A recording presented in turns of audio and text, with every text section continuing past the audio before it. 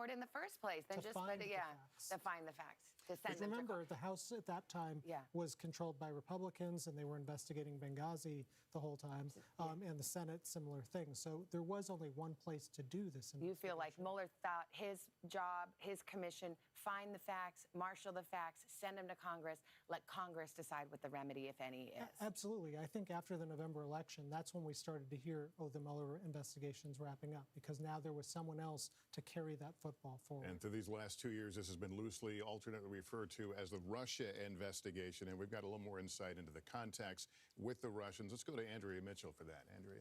Well, there's a number of references in the report. First of all, that because of encrypted messaging and deleted messages and communications between key officials in the Trump campaign and others, that they could not get to certain facts in order to make decisions about what is called conspiracy or collusion.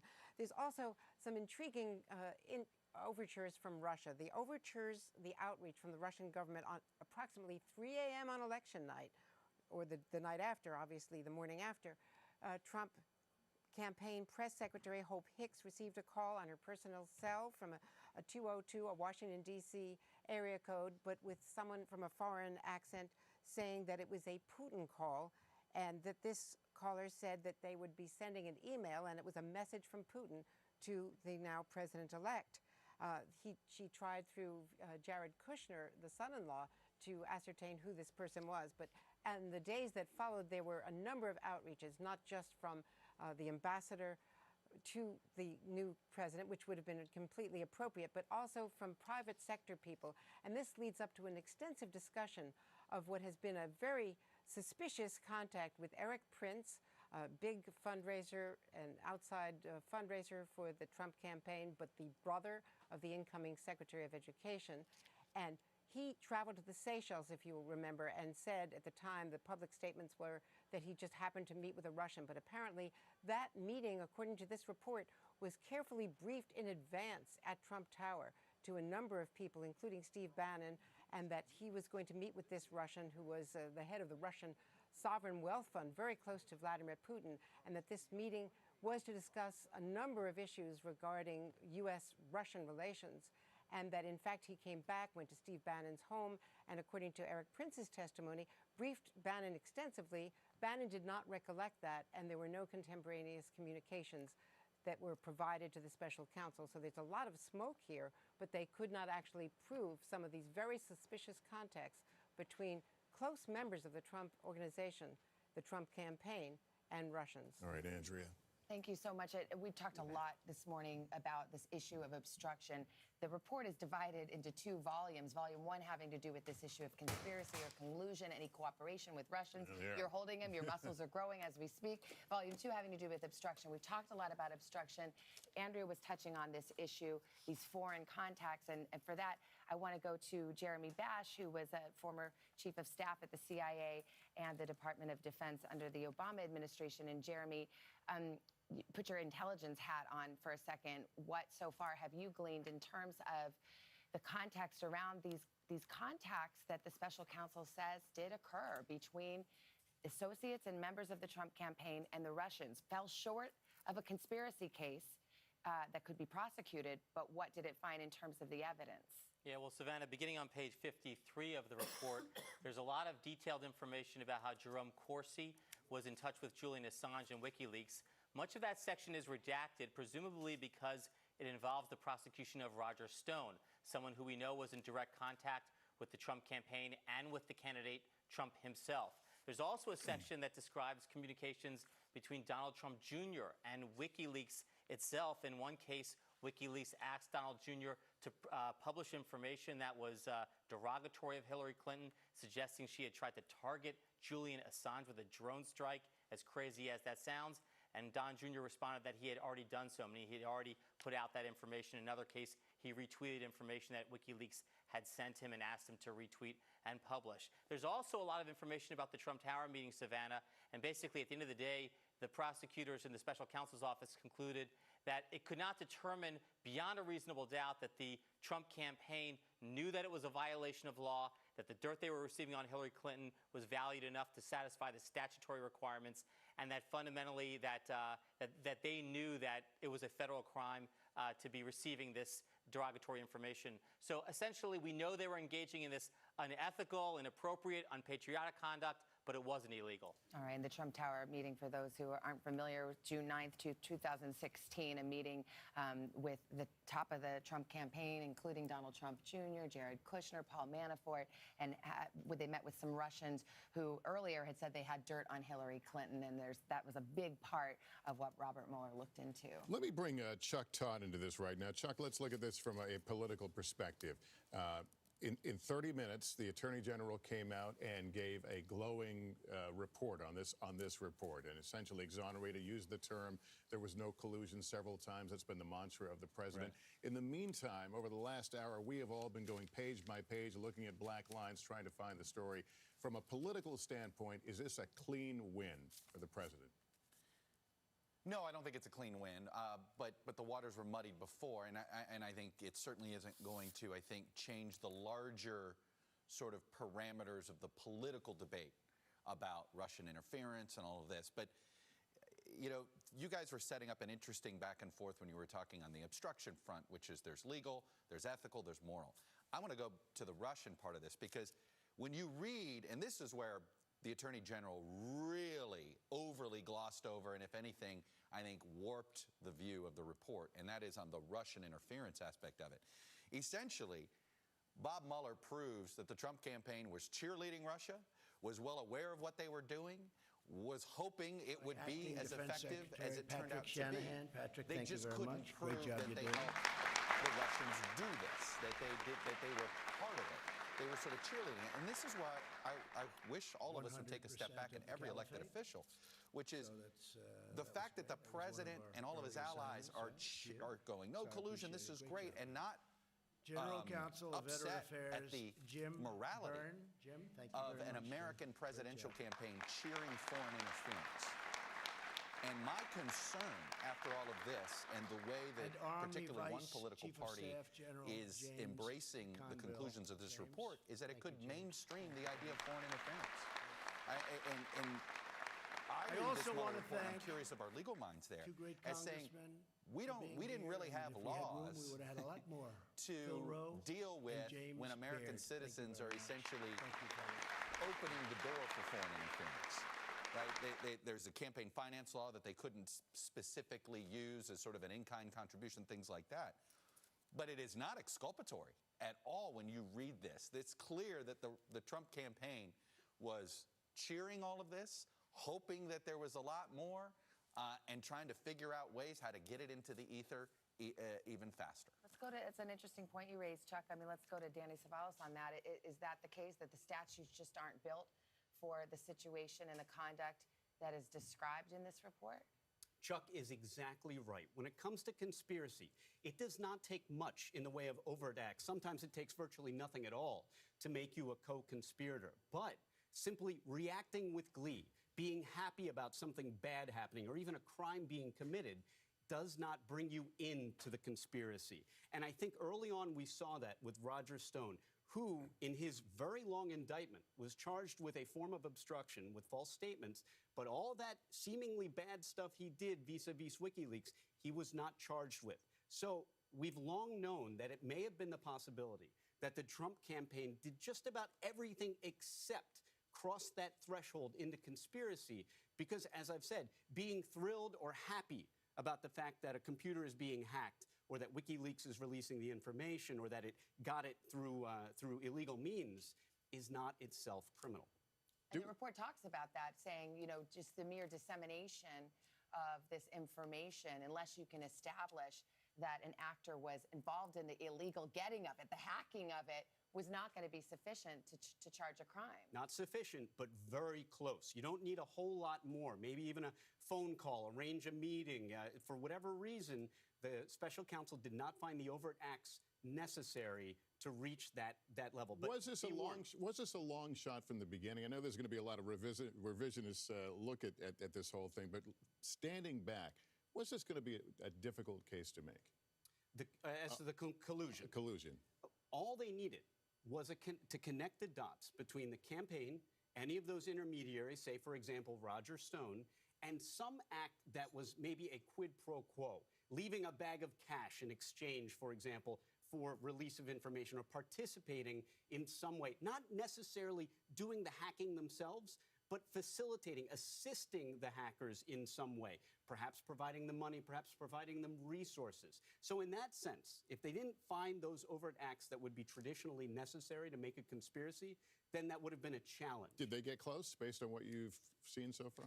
I think when you're talking about reacting with happiness to a known crime being committed, I think you can read between the lines, and that is close, because if you have that special knowledge that a crime is being committed, and about to be committed, that alone isn't criminal, but it sure sounds criminal. One thing I want to know when I really can read this is what evidence, if any, there is, Neil, of the Trump campaigns or any of the associates' knowledge that it really was the Russians behind this hacking and these leaks. That seems very crucial. It's one thing to cheer it on and not know, oh, it's just WikiLeaks, it's DC leaks. What was the level and status of knowledge of any Trump associate? And I don't know if the report answers that. Right. I think you're asking a crucial question, and I'm realizing now that I've read parts of the report, there's a part that hasn't been reported yet that I think is really important that bears on that.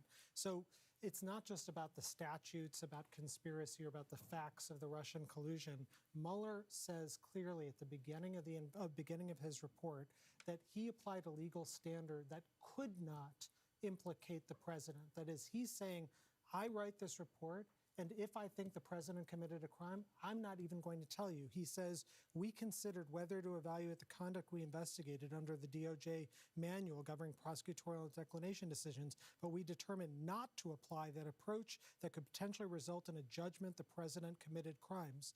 Fairness concerns counsels against potentially reaching that judgment when no charges can be brought. So as I read it, what Mueller is saying here is, in this entire report, I'm applying a legal standard in which even if I thought Trump committed crimes, I wouldn't say so in this report. And that really puts to the test what you just heard Jay Sekulow say, that this is a declination thing. It clears the president, what the president said, oh, it's a good day for him. No, there's nothing in this report because that Mueller said I couldn't do that. Well, and is that going only to this issue of conspiracy and collusion with Russia, Whole thing. or the whole thing? Whole hog. The Yeah. whole report is written under that assumption. It's right at page 2 of his report. Okay, but if there had been other associates who had conspired and met the definition, and they could have been charged. And many, Yeah. of course, were, right? So you have... They were charged, though, with false statements or obstruction or that kind of thing, with the exception of Paul Manafort. Exactly. But Yeah. when it comes to Trump and his own wrongdoing, particularly when it comes to obstruction, I think it's real important to understand the standard Mueller used. Do we have Pete? Is Pete up right now? Yeah, Pete. Yes, let me- sir. I want to talk to you about those who have tried to discredit the work of Mueller, the special counsel's office. The Attorney General himself dropped that little grenade about spying. Is there anything in here that gets to the origins of this investigation and the way that it was conducted? Yes, there's a factual predicate laid out for what got them onto this in the first place. And that's pretty well known right now. The meeting that campaign aide George Papadopoulos had with a foreign ambassador who promised, a former diplomat who promised to said he could get dirt on the Hillary Clinton campaign. That was relayed to the U.S. by the Australian embassy. And today, by the way, the Australians for the first time said, yeah, we raised our hand. We admitted we had a role in this. So the origins of this are clear. I think what the Attorney General is talking about is the concern by some Republicans in Congress about the reliance early on by the FBI in some of the people that were involved in the Mueller investigation who had sent messages suggesting they had an animus toward Donald Trump, and secondly, what many conservatives have said was an over-reliance on this dossier to the extent that that involved Foreign Intelligence Surveillance Act surveillance against Trump associate Carter Page. I assume that's what Barr is talking about, but I think that the distinction has to be drawn between the early days of the FBI's investigation and then the later stages when Mueller came into it. Yeah, important point. Pete, thanks. And one other Yeah. point, I think, going back to this question that we keep coming back to is, well, if Mueller had all this evidence, why does he say it points in both directions? And the report keeps coming back to 3 points that they say point both ways. First of all, they say, and this has been something that's been raised by the defenders of the president since the early days after Comey was fired, the report says some of what the president did, he had the authority to do. Because he's the president, he could fire the FBI director. Now, of course, the report goes on to say, if you fire him for a corrupt reason, that's a problem. But the point is, the president had the authority to do many of these things. Secondly, they say no cover-up of an underlying crime. We've talked about that. And thirdly, they say, this is interesting, they say many of the president's actions were public. Many of these were statements he made in public, or tweets he made in public, or actions that he took in public. That doesn't absolve them of potential taint of criminality, the report says, but it's a factor that we had to consider. Yeah, and he had, and they lay out that he had the right to fire Comey, but in my conversation with the president, he was the one that brought up Russia. I was thinking of this Russia thing. Did that not then put it in a whole different category of statements and actions? Well, again, that's the sort of the double-headedness of this, according to the Mueller report, is on the one hand, he had the authority to do it, no question. No one questions that. Comey doesn't even question it. But the report says if it's done for the wrong reason, it can be corruption. It can be a corrupt act. It could be an obstruction. So they say it points both ways. All right, Pete Williams, this is a challenge. I know we're all trying to read it is and such a challenge. I host wish that we, I really, on behalf of our viewers, wish that we had a little more clarity, because I myself sitting here have heard a lot of different answers with regard to one big issue, which we just talked about with Professor Katyal, but Pete seemed to say something different. Everybody seems to have a different view of it, which is, did Robert Mueller not ultimately charge an obstruction crime because the Department of Justice says he cannot indict a sitting president or not?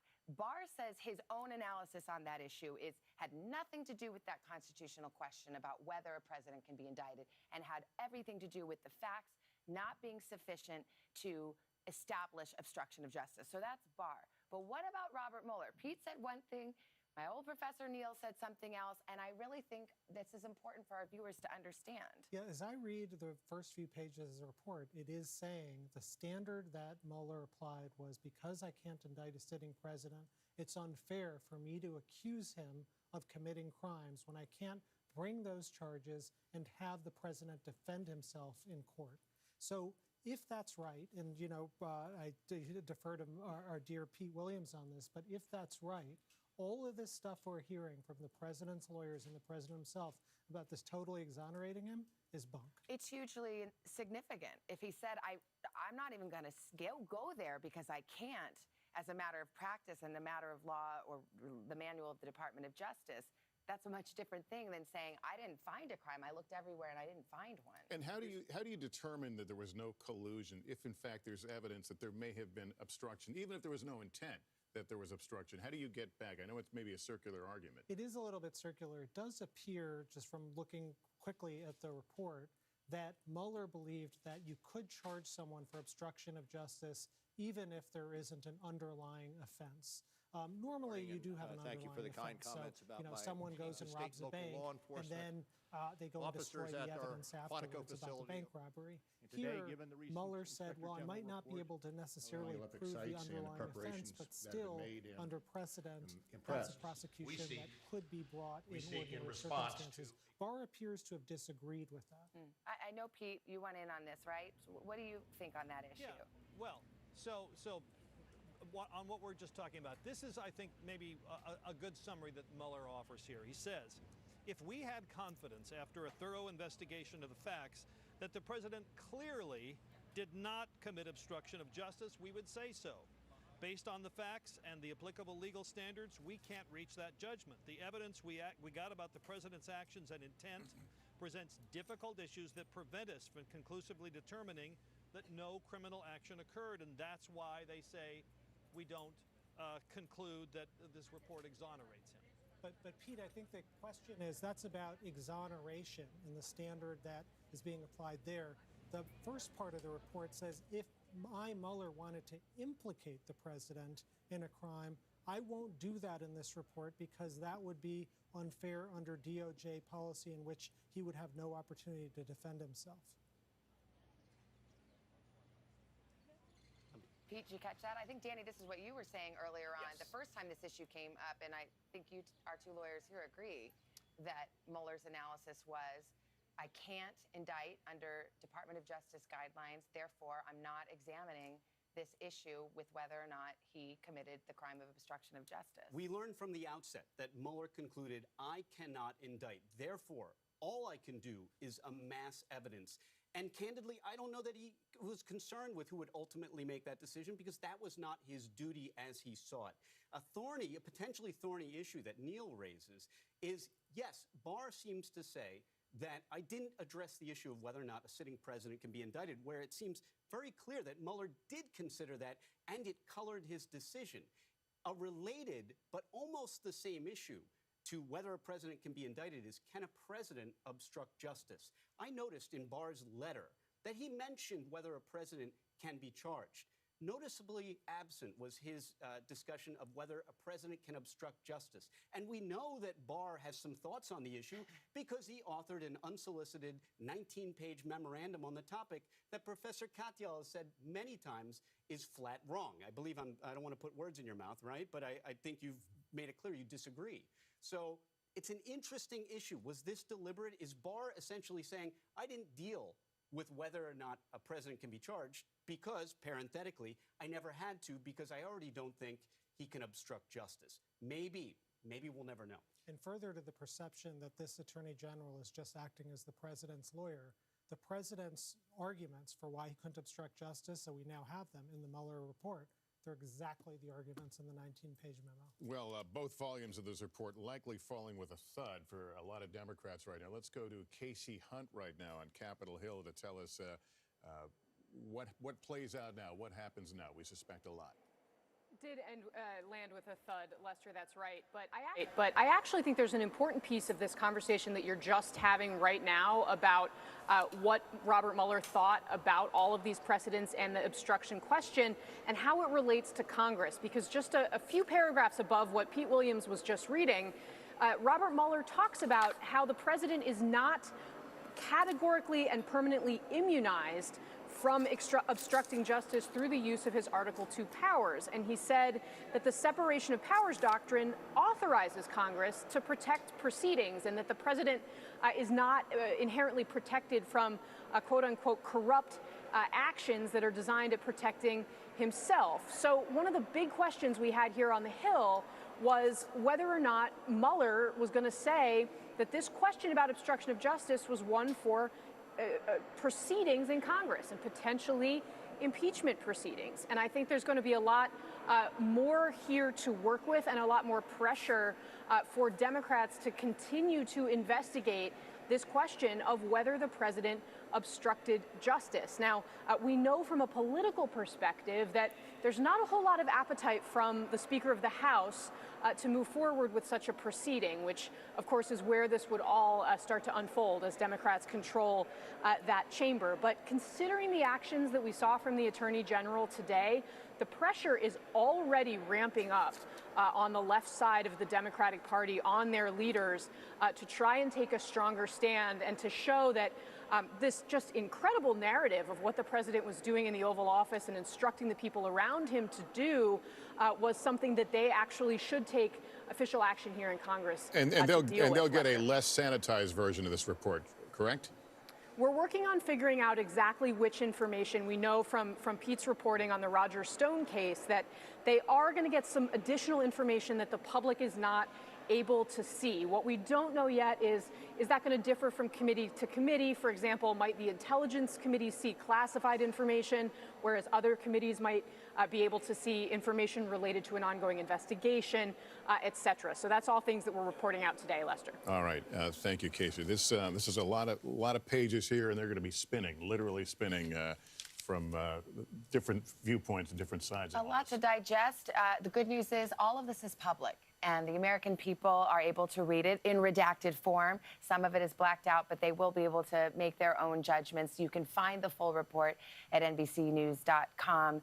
And, of course, we'll continue to cover this on MSNBC. We've got to give our thanks to our legal analyst and to Pete Williams, speed reader extraordinaire. And of course, Lester, you're going to have all of it on Nightly News. Yeah, tonight. I'll be spending the next several hours digesting this as well. We'll see you on NBC Nightly News. And of course, as developments want to come back.